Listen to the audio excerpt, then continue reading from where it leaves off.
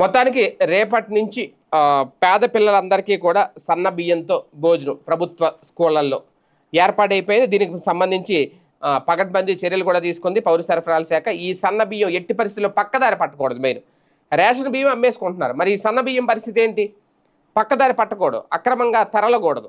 అంటే ఇది కేవలం వాళ్ళకే చెందాలి అంటే చాలా జాగ్రత్తలు తీసుకోవాలి. ఈ నేపథ్యంలోనే ఈ సన్న బియ్యం ప్రతి బస్తా మీద QR కోడ్ ఏర్పాటు చేశారు.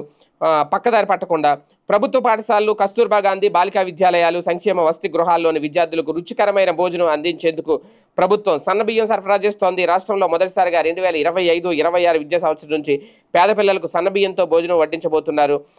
ఈ నెల 12వ తేదీన బడుల్లో సన్నబియ్యం అందజేత కార్యక్రమాన్ని అధికారికంగా ప్రారంభిస్తారు.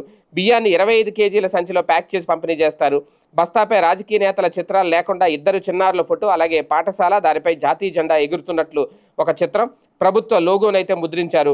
ప్రభుత్వ పాఠశాలలు అలాగే KGBVలు బడి బయట పిల్లల కోసం నిర్వహించే వసతి గృహాలకు సకాలంలో బియ్యం సరఫరా చేసే బాధ్యతలు కూడా మధ్యాహ్న పథకం డైరెక్టర్ బి శ్రీనివాస్ పర్యవేక్షిస్తున్నారు. ఈ బియ్యంలో మైక్రో న్యూట్రియంట్లు సమృద్ధిగా ఉంటాయట, రోగ నిరోధక శక్తిని పెంచుతుంది.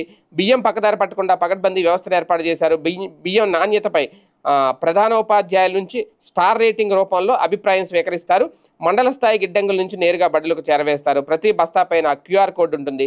స్టాక్ తీసుకున్నప్పుడే ప్రధానోపాధ్యాయుడు కోడ్ స్కాన్ చేయాల్సి ఉంటుంది.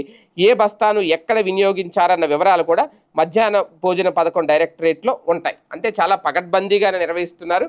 అయినా సరే పక్కదారి పట్టిని అంటే అప్పుడు వ్యవస్థ ఫెయిల్ అయినట్టు అర్థం చేసుకోవాలి. కానీ ప్రస్తుతం అలాంటిది ఏమీ జరగకుండా ఉండడానికి అన్ని ఏర్పాట్లు చేశారు.